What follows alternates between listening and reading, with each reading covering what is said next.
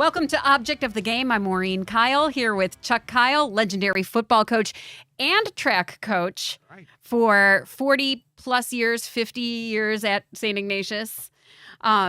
We started the show recently. This is one of our first episodes here. We are taking the time to explain to you his concept that the field is a classroom. And so many of us, including myself, we have kids in sports. And I told him as we were going through signing kids up for sports, I will pay the fees. I will drive them to all the practices. I will put the effort in. If they are learning life lessons that they need to become functioning adults. I think you're really going to love our guest today. But Dad, what we were talking about just now is even the benefit of team sports. And you coached, like I mentioned, with track, an individual sport versus team sport. What do you think is the benefit of being on a team for kids? Right. For the rest of their lives, they are going to, whatever career they go into, they're going to be working with other people. And those people skills, they have to be learned. There's no child born that understands people skills. You have a little baby in front of you. It's a very selfish little being, isn't it? Yeah. It's demanding everything. Yeah. And it's not too worried about the mom or the dad.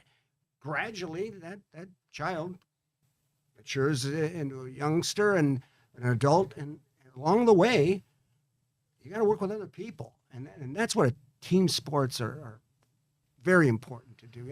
If you're sitting in a classroom, yeah, there's class discussion or something, but come on, when you're out in a sport and it's exciting and playing it and you're very active, but it truly comes to a point where you realize, hey, if I'm the second baseman, I need the shortstop.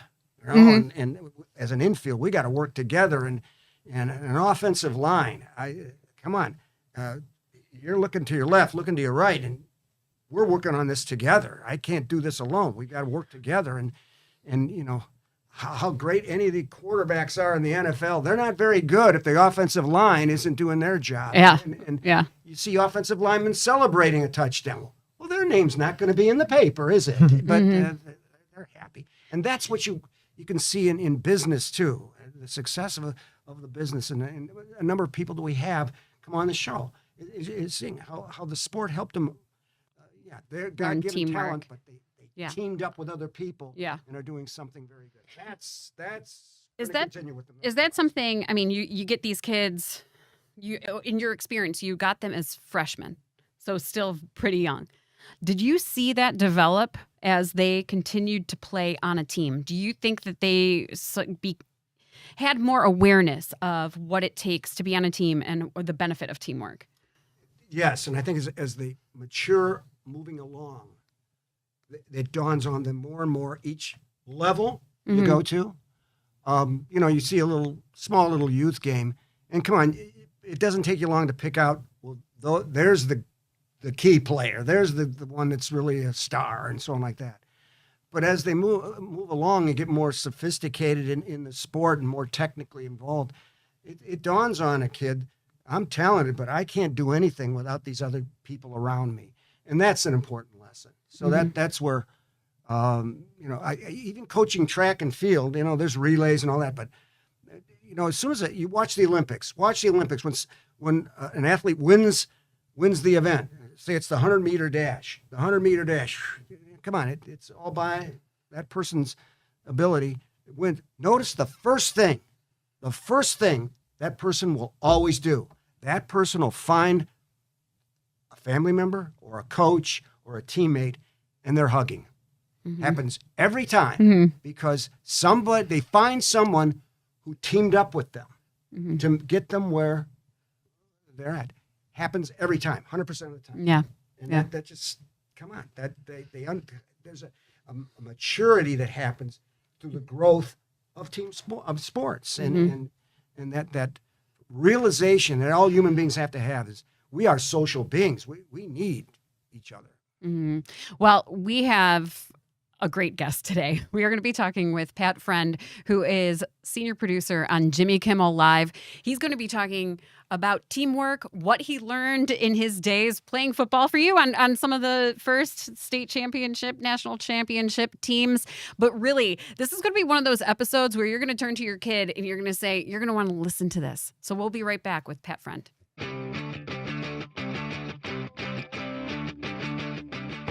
Welcome back to Object of the Game. We have a very special guest today that my dad knows very well.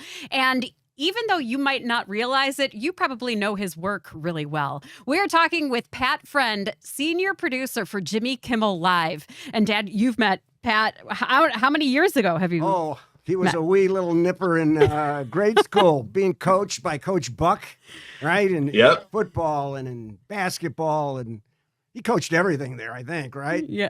And there was Pat Friend, right? The skinny little kid. He wasn't that little, he was tall, but skinny.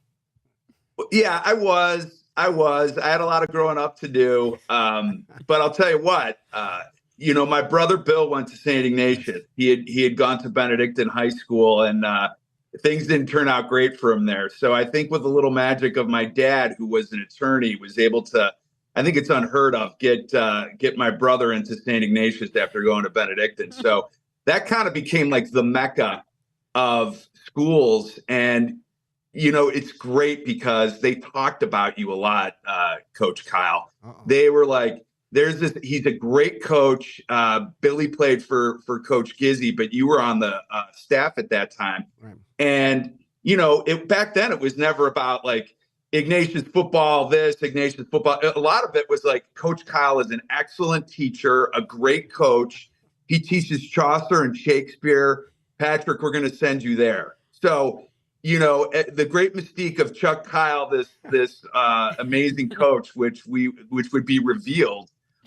You really started out as this teacher and this great human being that everybody wanted to play for because Ignatius is such a great school and your program was headed in the right direction, but we really didn't know where it would actually end up, you just who knew what the future was, and you were right there when you were on the championship teams, the national championship teams, all those things, wide receiver, punter. I mean, DB. I played a little bit of safety. I got a story about you playing safety, by the way. We're going to get to that story. Oh my gosh. Within this. So, but Pat, when did you start playing football? Was that grade school or was it sort of freshman year of high school? Okay. So look, I had back when I was like a young kid, and they didn't really talk about this stuff, but my son has ADHD, and we had to do some things for his schooling, and he's an awesome guy and he's super smart, but the ADHD is a real thing. And so I went back to Jesus School to do a little bit of research on what this whole thing was, and they released some records to me and said that I had been diagnosed with that when I was, a first grader. Wow. And so I had a lot of learning disabilities. I went out to the mobile unit. I couldn't focus, and I couldn't. It was hard for me to do school because of this high energy. Mm-hmm. And I will tell you what, when they allowed us to do multiple sports in grade school, that changed my life. Wow. I played football, basketball, baseball, track, soccer. I did everything. And what I ended up learning after playing all these sports is not only that I loved it, and I loved getting in the mix and being aggressive and doing all these things, but it focused me. It brought me down to a level of where I could pay attention because I was ultimately exhausted. And that kind of was a thing that became really big in my life. I think the 4th or 5th grade, I started to get into the higher learning groups, the group ones, and getting better grades and being asked to do great books. And it's really when I kind of blossomed as a student. And I attribute that all to athletics because it kind of helped me, a person who wasn't on any medication to be medicated through sports. if that's a thing. I never knew that. Wow, this is an amazing revelation from Pat Friend. Chico, I did a lot of imitations of all the coaches in the locker rooms, and we often would laugh. You're going to get me in trouble, aren't you? Go right ahead. I've heard about this. Listen, we would laugh in the locker room, and we would do a lot of things and just have a good time. So I knew at some point down the road that might be in my future. But I'll tell you what, just playing football and being on the team and going to St. Ignatius. We had played St. Anne's from Jesu, and there were like 6 guys from our state championship and national championship team on that team. And I had a feeling that when I went to St. Ignatius and I would mix with these guys, that we would be something special. And I had no idea there was a St. Thomas More on the west side with all these other great kids. And, from the object of the game, from your book, you do talk about, asking the kids to commit to being state champions. We were talking about that when we were freshmen. We didn't even need to, we were undefeated. We had a feeling, all these kids were as good or better than we kept each other competitive because you didn't want to lose faith. You didn't want to be in the second speed group. You wanted to be in the first speed group. Right. You wanted to be the best. Sure. And so, looking at the talent ahead, I just was like, this is something really special. And the fact that my brothers won city championships at Jesu and we weren't good enough, it really bothered me. And I just felt like St. Ignatius, once we got all these really good guys together that are still some of my best friends, that we might be able to do something special. But it wasn't until I saw you, Nick Restifo, Tony Antonelli, Harry Vandeveld, all the guys, Dan Corrigan, Jack Corrigan, in your bike shorts and pulled up knee socks that I thought something was afoot. We have lots of pictures of that too. Yes, by the way, I wonder if we can get that for the show. No, let's not do that. That's terrible. Let's, because Nick Restifo, one of the greatest guys of all time. They were sharing some of those photos with Nick's passing, and you guys were so young, and we were so young, and we didn't know anything. Yeah, we didn't know what we didn't know, and it was this amazing time to really discover ourselves. That's what kids should experience, right? You'd hope that the adults, and we weren't that old either. Really, we were 30. Well, I don't know, young 30 something. I don't know, and we were all learning at the same time. But the nice thing about it is just, when you see these young kids get the idea of working together, all right, it's not just about me, it's about everybody else. That stays with you the rest of your life. I love it. That's what sports should be teaching. Let's talk teamwork. We're going to take a quick break. We're going to talk about teamwork because, Pat has to do it every day on a big team. But we're going to talk about more of this life lesson and then also how it translates into the future. We'll be right back.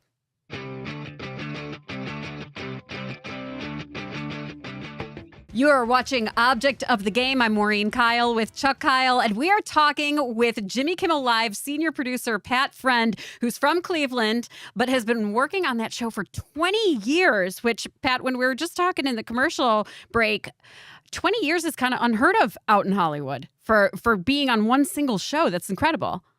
Yes. And when you say senior producer, it really means I'm like the oldest person here, maybe. I kind of walk around. You've held on for that long. That's what that means? Exactly. You get a couple bucks off your ticket if you're a senior. I know that now. All right. That's my Chico, big you're deal. coach emeritus. That you get those titles when you stay around for forever. I think it's an incredible thing to be on a show for this long. And But I think one of the great things that I've learned being here for this long is, how to produce a show and how to produce it quickly. And we have such a great team of writers, directors, producers, all that stuff. Yeah. And we're able to kind of speak each other's language because we don't have a lot of time. So you have to be organized. And when I get a bit to produce, it could be a one-line sentence, but I've been here for 20 years, so I can see what it is. And I've got shorthand with my teammates, so to speak. Mm-hmm. And, I'll be paired with a director and a writer, and we'll flesh everything out and get all the departments that from wardrobe to set deck to camera, audio, all the team together. And we'll basically pull it together within a couple of hours to be able to shoot by 2:00, get something to Jimmy edited by 4:00. He gives notes and the show's on by 4:30. That's how tight some of these things can be. Wild. So you really have to be on your game to be able to do something like this in a short amount of time. And you rely on each other, and you trust that each other is going to be able to deliver that particular thing that they're given. I think what's interesting in sports and what I learned at St. Ignatius is that, there were so many talented people that, the weight of the world might not have been put on my shoulders at any one time. We kind of spread it out. And if you were called upon to raise your level of game, you better be ready. Yeah. And if you could do that, we would be pretty successful. So I think we feel the same way here at the show. People come, rise to the occasion. We get the job done. And we got a great group of people here. I'm very proud. Is that what you coached him to do? Okay. Now I'm going to throw, I think when you look at day in and day out practices, if you remember, those were 10-minute section here, 15-minute section here. I mean, you had these small little segments of your practice, and you had to get a lot done in 10 minutes. You had to get a lot done in 15. And that time scheduling is what you're talking about, to be honest. I mean, the clock is ticking, a football practice. Yeah. The bell rings, you got to be out there, you got to move because the sun goes down and you got to go home. So you can't just sit there. 10 minutes. Coach Kyle blows the whistle. We're moving to the next thing, right? And that's what you have to do every day. Yes. So that absolutely prepared me to be a leader in the sense that, if I'm not going to be keeping track of this and making sure that we're on time, and that, look, what a producer does is you set the table for creativity. You want to have this palette out there so that everybody who's great at what they do can do their job successfully. That's great. And you just kind of keep them in line, You've got these guardrails for them so that they can do what they do in the sandbox, deliver what they deliver, and that the show can do things and be successful. So I think sports, I think football, very, very much in particular, teaches you how to bring a team together, how to understand, certain roles, and how to make things happen in a short amount of time, because, the clock is ticking. And in my business, that is always an issue. And you know what? It's not only the day of show that I'm doing. I've got 500 other things that are beyond that I'm constantly massaging for later in the week. Oh, wow. So you got to learn how to juggle all these things. So do you feel like, you mentioned that the ADHD, like when you were playing sports, you felt like it was under control. That type of pressure that you have now at Jimmy Kimmel, is that also keeping you, is that keeping your focus? Does it feel like playing multiple sports again? Absolutely. And Chico, you probably could attest to this. I probably wasn't at my best if I wasn't doing a sport. I feel like if I wasn't playing basketball, or I took that season off, or for whatever it was, I needed that structure. Mm-hmm. So the structure is where it's at for me. And I like to bounce around from this to that to that. I like to see, what progress somebody's making over here. I like to make sure that the camera guys are taken care of. Okay, so what is going on with the actor? Do they get the jokes? Have they read their lines? Where is everything happening? Are the graphics guys ready to do their jobs once we deliver this footage to them and add the little bells and whistles that'll give it that little touch that makes it funnier or better? Yeah. So having this kind of like a crazy.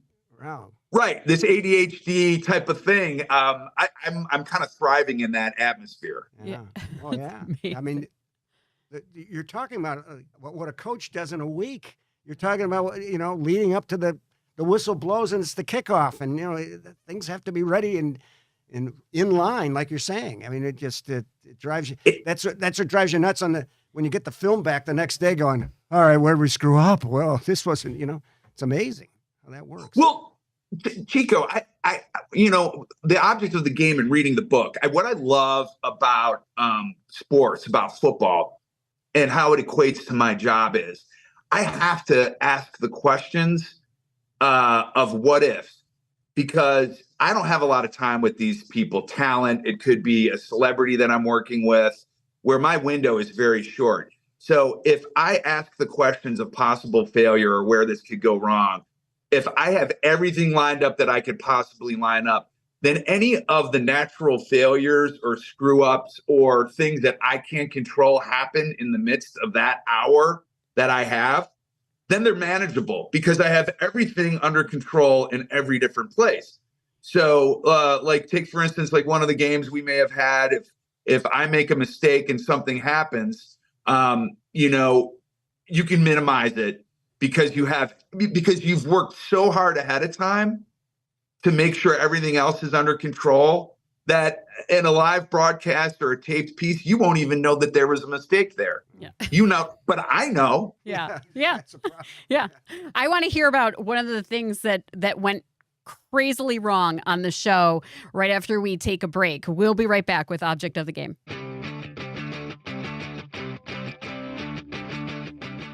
Welcome back to Object of the Game. We are talking with Pat Friend, senior producer for Jimmy Kimmel Live, who once played for St. Ignatius, one of the 88 team, 89, both of them? Both of them. Both of them. All right. The first 2 championships under the belt. And Pat, you were just talking about how with a show that happens, you have all these elements. I'm sure there's crazy celebrity stories, and maybe we'll get into that. But was there ever a moment that things just went totally awry? You were just talking about the what ifs that you have to handle. Was there one that you can think of that just the whole show could have just fallen apart in that moment? Yeah, I've got multiple stories like that. So we could do many, and then you could edit what you want in. I do remember one time, Jimmy, for April Fool's Day, we were in Vegas shooting 5 shows. And so for April Fool's, Jimmy wanted me to put a car in his Aunt Chippy's living room of her house. And can you imagine that? How do you get a car into Okay, I'll do it. Yeah, sure. Oh my so God. you got to wrap your head around this whole thing. Yeah. I'll try to make a long story short. How do we put this car over the telephone wires? Well, the city has to take all the telephone wires down, and you can't get a crane and this and that. So can we remove the fence? Oh, but there's where Grandpa put the fig tree that means a lot to the family. Well, maybe I could build something that goes over it and then goes in the back, and then we'll remove the sliding glass doors. Oh, but the flooring, the concrete slab, can it support thousands of pounds? Oh my gosh. I'm just a producer. I didn't go to school for any of this. Yeah. But no, I did. I went to St. Ignatius. Ignatius teaches you, no matter what the class is, to have some discernment, whether it's math, whatever it is. And when you think you don't need it, you need it. Solving problems is what we do as a producer. So I end up getting a contractor out who would sign a release for the Walt Disney Company saying that he measured it and believes that the car will stand the test of weight and it won't crash in the house. And so by this, I was pulling my hair out. Anyway, I got it done. And when we do the shoot live, Jimmy's cousin Sal, they do all these pranks on his Aunt Chippy. He's actually in the car. And Jimmy and Chippy are in the studio in Vegas watching this go on. And so at that point, Sal is going back and forth in the living room against the wall with the car. Oh. And at this point, I'm like, you know what? This is a family thing. I don't care if he goes through the house. I've done my job. This is between them. I'm done. Then what happened? Did Did he crash through a wall? Like, what happened? No, but he acted like he did back and forth. He didn't ultimately do it, but needless to this is a car that we gifted her from Mazda. I had to put everything back the way it was and get the car back out and waiting for her in the driveway when she came back. Oh my God. And meanwhile, planning tomorrow's show while you have to, doing that. Yeah. Craziness. That's crazy. Craziness. Oh my gosh. Pat, did you ever play rec league? Anything? Yes, I did. Absolutely. Did you love Basketball for Jesu. Oh, okay. Jesu in the high school league. Fun. Yeah. Well, Was it younger? University Heights or Shaker Heights or whatever did they have? Well, no, when you saw when 1 year I didn't go out for the St. Ignatius team, so I mean it was like a CYO league, and that was it was a league, but I felt like it was a rec league. Yeah. I don't know. Yeah. Is that not right? No. We'd have to ask CYO how they feel about that, but I think it wasn't sanctioned by the high school. Sure. Yeah. CYO I think likes to think they're that's a higher quality of high school CYO. High school CYO. Good. Yeah. Well, we got an interesting tweet. We're going to answer. I'm going to have Chuck here answer this tweet because we got a question. I don't know. What are they called anymore? Are they still called tweets? That's what confuses me. I know it's X, but I know I'm turning to him. He didn't know what the @ symbol was in front of my name. And I'm asking Tweety him. Bird tweet. So you're right. Right. So we got a question from one of our very first viewers after the very first episode. And it was for you. As the director of a booming rec baseball park, when is travel baseball warranted? My mission is to bring back rec. I have yet to see how it betters the player, the child, and the family all at the same time. Usually one of those things is being left behind when playing travel sports. That is from Joseph Binder. What do you think of that, Dad? All right. Well, first of all, the important thing to me, for a parent to ask, who's coaching my kid? Who's coaching my kid? Is this coach, please follow this, is he a manager or is he a coach? And there's a difference. And I'm not knocking away baseball terms manager. That goes back historically. If you're a manager, you're not really developing the skills. You're placing people where you manage where they're at. That's what technically manage means. Coaching means I'm going to show this kid, if it's baseball, how to field a ground ball, how to hit a curveball. I'm going to work with that kid. He's going to be a better athlete. And I think parents have to forget about when you travel or whatever and spending all your money doing that. Who's coaching your kid? Is he doing the fundamentals for that kid to let him enjoy the game truly and get better at it? And see, that's where I wonder, some of the travel leagues, the person who's handling those, some of them get paid 5 figures to handle those leagues. I mean, it's become a career. Mm-hmm. Some people, that's their only career. And I question, parents, you better go to the practices and see, are they just working plays to get the best kid the ball so he scores all the time and your kid's not doing a whole lot? Well, I don't know. That's not right. How about teaching the kid in baseball, like we said, how to field a ground ball? He's better at the end of the season than he was in the beginning. Things like that. Then the rec league can do that. And if you want to get into travel, that's fine. But it still comes down to the rec league coach could be a better coach than what you do for travel. Mm-hmm. So it takes a little homework, is what you're saying. Find out who's going to be doing. They do that. Judge it there. Don't go, hey, look, we're going to travel all over America. Great. The hotel has a nice bar. Let's cut that out. Really. What's best for the kid? Yeah.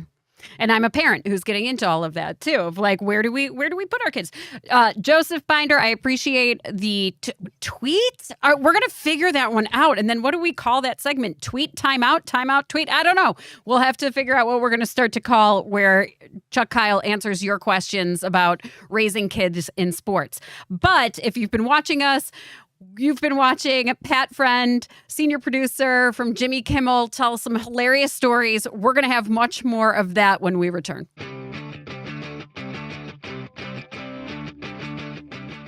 Welcome back to Object of the Game. I feel like anybody who works in Hollywood has some really great stories. And Pat Friend, senior producer for Jimmy Kimmel, is just another one of them that has been telling some great stories here on Object of the Game. But Dad, you said you want to start with story time. You have a story about him. I get one. Okay. I get one.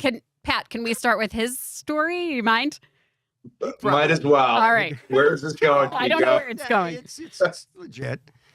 Okay, but I knew he was going to get into some sort of acting. How about this? So we're in this is a huge game. We're behind. We come back. He not only was he doing receiver, he was playing safety.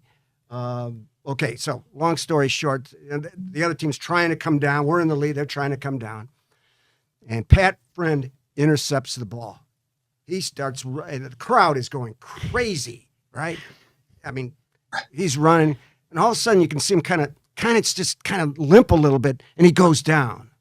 And I thought, great, it's over. We're going to take the knee because they can't stop the clock. He goes down, but he strategically, slowly kind of limps off the field. Uh-huh. And I'm going, how did he get hurt? We hit him. I don't know. Okay, here's Monday's practice, right? And we always kind of run on Monday, Hey, coach. I don't know if I can run today. The leg kind of. God, Pat, no, you're not running today. Okay. And he walks away and takes me about 5 seconds ago. He got me. Yeah. There's no limp there. He pulled it on me. Do you remember this? You know what? That was the Euclid game. We won 31-30. That was a classic game against Robert Smith, right. And I think that might go down. And all pro and everything. Yeah. One of the top high school games in the past, whatever. But I mean, we Chuck, it takes a long. It's hard to get through a long season, and I gave it my all there. I was on the field all over the place. You're all in that Monday practice too. Right. No, you know what? I'll tell you what. I did not have the best game that day, but the opportunities that football gives you to make it right, that I will always appreciate that part of the game. Well, I punted. Robert Smith returned a punt. I stepped out of the end zone, gave us, a 2-point. That's a safety. But I scored a touchdown and I had an interception. It's like, if you're in it, you've got a chance to make the next play. And that's what I love about football. See, I don't remember those other things. I just remember, you pick that thing off and the crowd is just going crazy, because that's the game. It's over. It's over. Chuck, I remember every single mistake I've ever made. And limp off the field. Unbelievable. Chico, you know that life's a play, and we are just actors. Right. What's what Shakespeare would say? Oh, gee. Just wait. I had that quote. I should have. You should have. Yeah, that's how we wrap up the show, Pat. I know you haven't. I should have had that one. I know, because we haven't really released many of these yet. There's a quote at the end. As you've been in Hollywood, as you've seen all the things that you've seen over your career working on multiple shows, not just Jimmy Kimmel, has there ever been a moment that you thought, like, gosh, this is where football really prepared me for this moment right here? Yeah,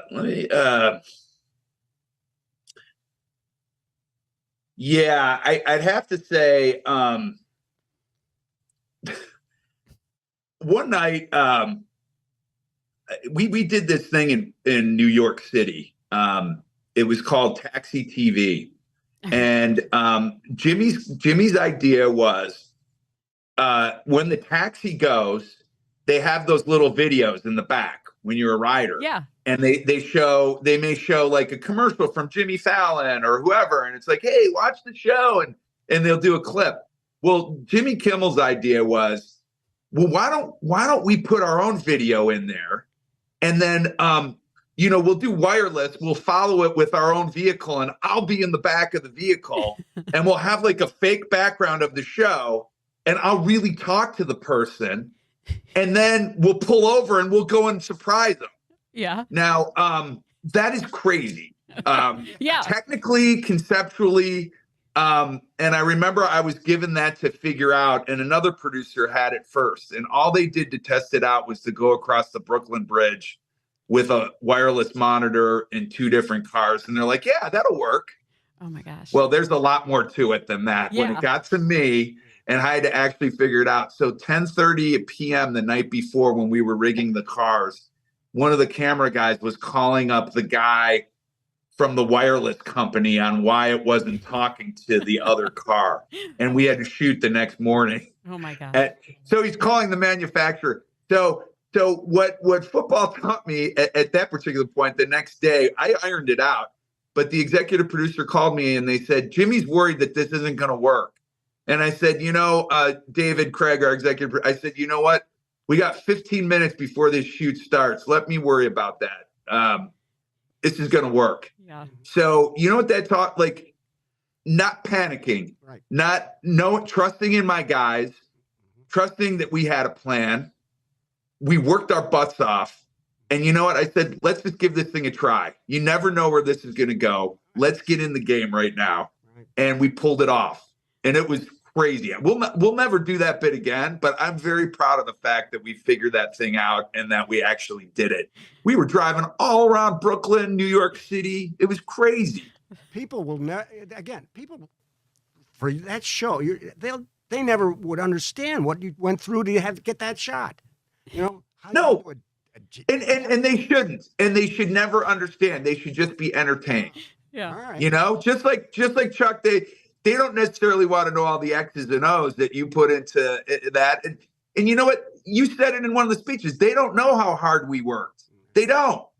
That's for us. That is a special thing. And then we perform when we're on the field or we're on the show or we're doing whatever. But if you want to be great at something, you have to put in the time and the work and the preparation that nobody sees. Yeah. And that's just between you and yourself. And also it's the commitment with your teammates. You can't let anyone down. My boss would do anything for us. There's a certain amount of loyalty there. I'm going to bust my butt and figure it out, So that's where we come from, right, Coach? Well, did you give him the list of vocabulary words?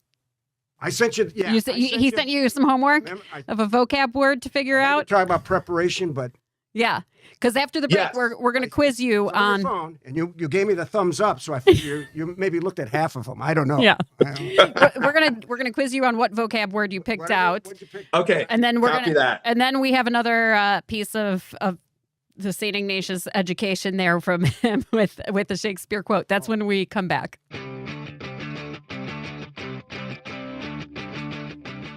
Welcome back to Object of the Game. You cannot do a show with an English teacher without having a vocabulary lesson. And, Dad, you have picked out some vocabulary words for our guest, Pat Friend, senior producer on Jimmy Kimmel. And you sent him this list. Yep. And I said, pick out what you want. I'll have to say, I did ask him the idea of preparation.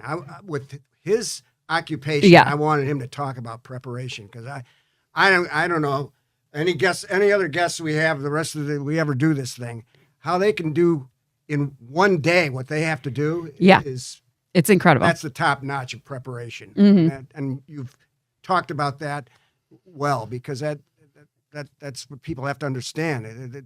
It just doesn't happen.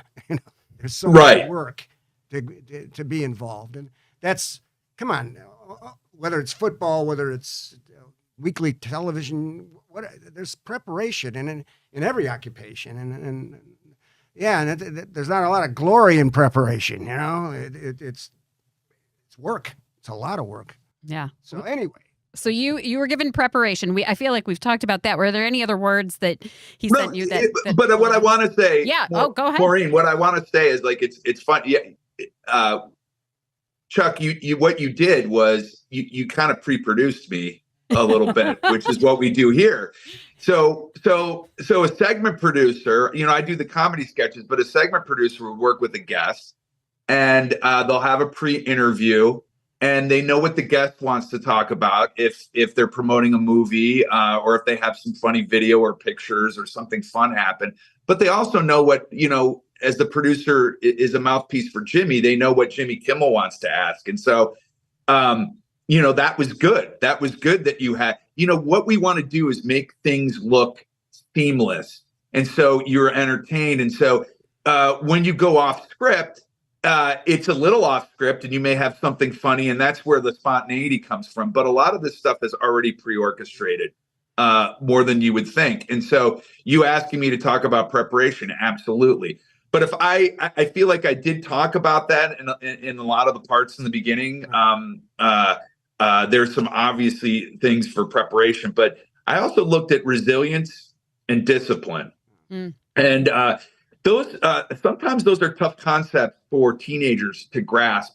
And so when you're doing your job and working with football players, they're just kind of coming into their own. And those are the things that I talk about with my sons. Or I'm the producer that they give all the up and coming associate producers to, because I run them through the ringer.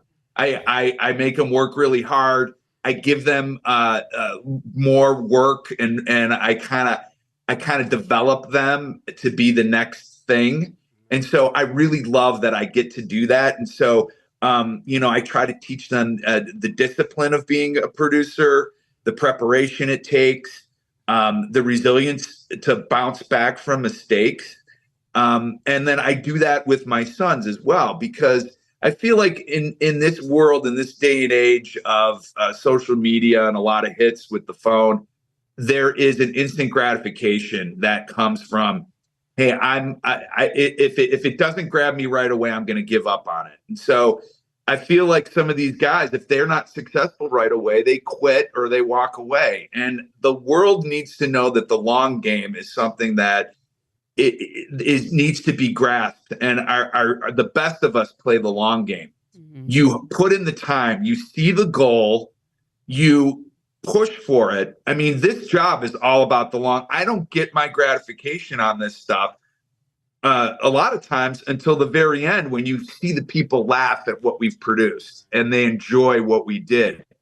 But make no mistake, the process for me is super gratifying. You already know I'm crazy ADHD and I got to do multiple things. And so this kind of quells the whatever, but it keeps me engaged. I love the process.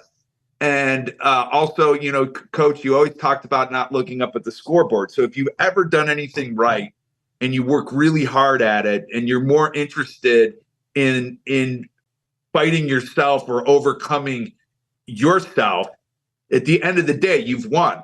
You look up at that scoreboard and it's, Ignatius 34, whoever else, 7. Yeah. All right. So I feel like that is the same thing that I do here. The next day I have to do it all over again. So there's no gloating. You just pick it back up and you move forward. And I think today's kids, and what I teach my kids, is to play the long game a little bit more. It's so much more gratifying at the end when you've put the time in, and you've really prepared and you've really worked hard to succeed and achieve a goal. Yeah. You make such a great point too, with how many kids are like instant gratification now, and not even just kids, but young professionals are so fixated on right away. This has to happen right away. Yeah, we're not the most patient society anymore. Right. Right. Let's go. And you look at that, and what would be a goal, like Jimmy Kimmel trusts you. He knows that Pat Friend is reliable. And to earn that, you're not given that. You earn that. People look at you and go, we can rely on Pat Friend. And kids have to understand that, that whether it's a, hey, panic time, or it's success, or it's a bomb, this guy we know is going to come every day and do it right. And that's reliability. And to have that, to realize the value of that, I think young people need to understand that. Mm-hmm. You call a pass pattern, you got to rely that the X receiver is going to do this and the Y receiver is doing that, and the quarterback's going to read it properly. We rely on these guys. That's why we're good. Yeah. I don't know. Yeah. All right, we got to get your quote in. So he has picked a quote just for you, and that's how we're going to wrap up the show. So this is like, from Shakespeare, Chaucer, teaching days. Yeah. Now, Pat, I don't know if every one of these I'm going to think through. Here's the guest. I'm going to go through every Shakespeare play to find the perfect quote. We'll see. You know? We never know. All right. So, but I had to do that. This is one I probably, typically over the years, it was like the first one I would do in the year. Well, these sophomores would come in and go, what the heck's this guy talking about? Shakespeare, right? So I would put on, this is from Macbeth. It's Act 4, Scene 2. Ready? It's right before this young kid is going to get killed. It's a tragedy. And the killer won. Murderer 1 was his name. Murderer 1 goes, what? You egg? Young fry of treachery? And he stabbed him, all right? And the kid's like, why would you put that quote up there? Hey, fellas, did you hear what that said? Here's Shakespeare in this intense moment. And fellas, do you know what a pun is? It's a pun. And they're sitting there, what's a pun, you know? And Shakespeare's filled with puns, play on words. Listen to the quote again. What, you egg, young fry of treachery? Isn't that funny, guys? Looking at me like that. He's actually poking fun. He's having fun with it. And you should hear some people who analyze that quote. Well, it's this is it.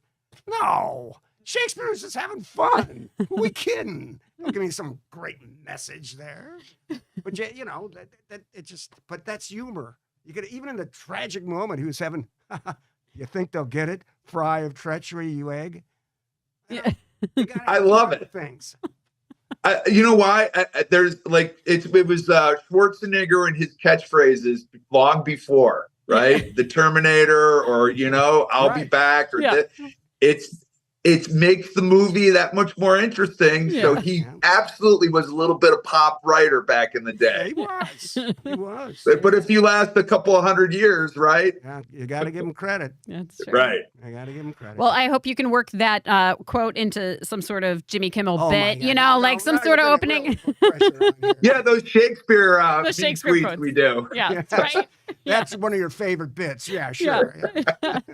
Pat, it has been so great catching up with you and chatting with you about all of this.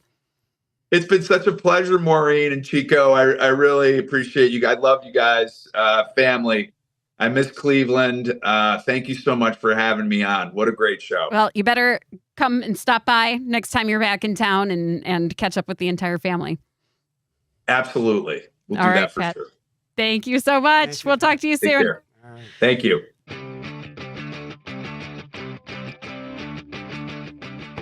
Thanks again to Pat Friend for joining us today. Dad, he's always so hilarious. But I mean, he said so many profound things about growing up playing sports and how it's related to his life. Right. And that's really a common occurrence. The experience you have as a young person at that point, you don't realize years down the road, it has an effect on your life. And that's Pat's a perfect example. Yeah. I like what he had to say about the long game. I really do. I really hope that as you're listening, hopefully in the car, watching with your kids, I hope that, this is a lesson that they can tune into and realize, okay, that's where I'm going to be when I'm an adult.